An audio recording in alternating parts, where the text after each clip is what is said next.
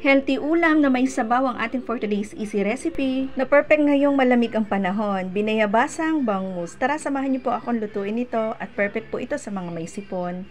Bali, inilagay ko na po sa kasirola yung hugas bigas. Pakukulaan ko lang po ito at pag kumukulo na po ay ibabagsak ko na po yung ating pampaasim na gagamitin ng puno-puno po ng vitamin C ang bayabas. At pagkatapos pong kumulo, ay ilalagay ko na rin po yung ating bangus. Tinimplahan ko na rin po yan ng asin at pagkatapos po isisimmer ko po ito ng mga 30 minutes. Para po talagang lumabas po yung pinakang katas ng bayabas. Titikman ko po para makapag-adjust po ako ng lasa. Grabe, ang sarap po ng sabaw, maasim at manamis-namis. At pagkatapos po ay ihuhulog ko na rin po yung mga gulay. Unahin ko po muna yung sitaw at yung pong siling haba. After po ng mga 5 minutes ay isusunod ko naman po yung panghuling gulay. Bali, gagamit po ako dito ng kangkong. Sobrang sarap po talaga ng sabaw, kaya mayat maya po akong tumitikim.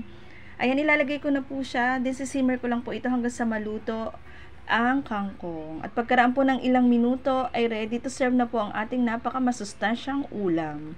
Talaga naman pong perfect na perfect po ito ngayon, lalo na po doon sa mga may sakit at talaga pong giginhawa ang inyong pakiramdam.